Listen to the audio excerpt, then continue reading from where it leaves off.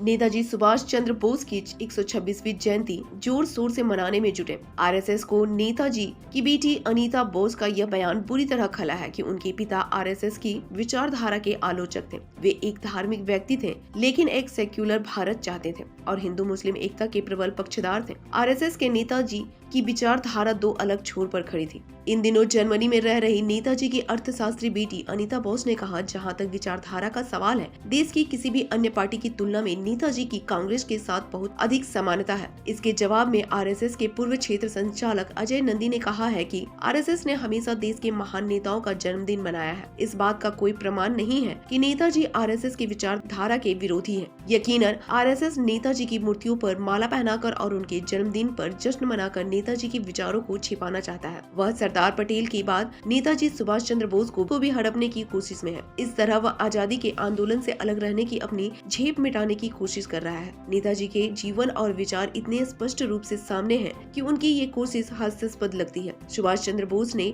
12 मई 1940 को बंगाल के झारग्राम में एक भाषण दिया था, जो 14 मई को आनंद बाजार पत्रिका में छपा। इसमें राजनीति में धर्म के इस्तेमाल के प्रति उनका गुस्सा बेहद स्पष्ट है। उन्होंने कहा था, 1937 में सावरकर के हिंदू महासभा के अध्यक्ष बनने के बाद नेताजी ने जिस तरह उनकी अंग्रेज परस्ती की आलोचना की थी, वह रिकॉर्ड पर है। उन्होंने 1938 में बतौर कांग्रेस अध्यक्ष हिंदू महासभा और मुस्लिम लीग के सदस्यों की कांग्रेस में प्रवेश पर पाबंदी लगा दी थी, जो आज तक जारी है। यह सांप्रदायिक आधार पर राजनीति करने वालों के प्रति उनके रवैये को स्पष्ट करता है। स्पष्ट उदाहरण है, लेकिन सबसे महत्वपूर्ण तो नवंबर 1944 में टोक्यो विश्वविद्यालय के शिक्षकों और विद्यार्थियों के बीच दिया गया उनका भाषण है, जिसमें उन्होंने अपने सपनों के भारत का खाका खींचा। भारत सरकार के प्रकाशन विभाग द्वारा प्रकाशित नेताजी संपूर्ण वाक्य में यह भाषण भारत की मूलभूत समस्याएं शीर्षक से संकलित है। भारत को हिंदू राष्ट्र बनाने की इच्छा रखने वाले को नेताजी का यह विचार गौर से पढ़ना चाहिए। इस भाषण में उन्होंने कहा था,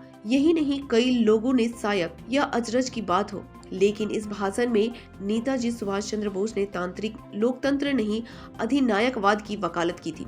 उन्होंने कहा था, यदि हम एक ऐसी आर्थिक व्यवस्था बनाना चाहते हैं जिसका स्वरूप समाजवादी हो, तो यह भी सच में है कि हमारी राजनीतिक व्यवस्था ऐसी हो कि वह हमारे आर्थिक कार्यक्रम को सबसे अच्छी तरह चला सके। यदि राजनीतिक व्यवस्था को समाजवादी आधार पर आर्थिक सुधार कार्यक्रम चलाने हैं, तो फिर आपका काम एक तथाकथित लोकतांत्रिक व्यवस्था से नहीं चल सकता। अतः हमारी राजनीतिक व्यवस्था हमारे राज्य का स्वरूप अधिनायकवादी होगा। हमें भारत में लोकतांत्रिक संस्थाओं का कुछ अनुभव है और हमने फ्रांस, इंग्लैंड और संयुक्त राज्य अमेरिका जैसे देशों की लोकतांत्रिक व्यवस्था के काम का भी अध्ययन किया है। हम इस निष्कर्ष पर पहुंच चुके हैं कि एक लोकतांत्रिक व्यवस्था के माध्यम से हम आजाद भारत की समस्याओं का समाधान नहीं कर सकते। इसलिए भारत में आधुनिक प्रगतिशील विचारधारा एक ऐसे राज्य के पक्ष में है जिसका स्वरूप अधिनायकवादी हो, जो आम जनता का सेवक हो, जो आम जनता के लिए काम करे और चंद अमीर व्यक्तियों का गुट ना हो। बिहार के रामगढ़ में 19 मार्च 1940 को अखिल भारतीय समझौता विरोधी सम्मेलन का अध्यक्षीय भाषण देते हुए उन्होंने कहा, इस समय की समस्या है, क्या भारत अब भी दक्षिण पंथियों के वश में रहेगा या हमेशा के लिए वाम की ओर बढ़ेगा? इसका उत्तर केवल वामपंथी स्वयं ही दे सकते हैं। अगर वे सभी खतरों, कठिनाइयों और बाधाओं की परवाह किए बिना साम्राज्यवाद के खिलाफ अपने संघर्ष में निर्भीक रहने और समझौता न करने की नीति अपनाते हैं, तो वामपंथी नया इतिहास रचेंगे और पूरा भारत वाम हो जाएगा। क्या अब भी किसी को शक हो सकता है कि नेताजी और आरएसएस की विचारधारा दो छोर पर है? अनीता बोस ने जो कहा उसमें क्या गलत है? याद रखिए, नेताजी भारत में अधिनायकवाद चाहते थे। वे नेहरू की तरह लोकतांत्रिक नहीं थे जो आरएसएस पर बैन हट जाने देते। नेताजी होते तो आरएसएस होता ही नहीं।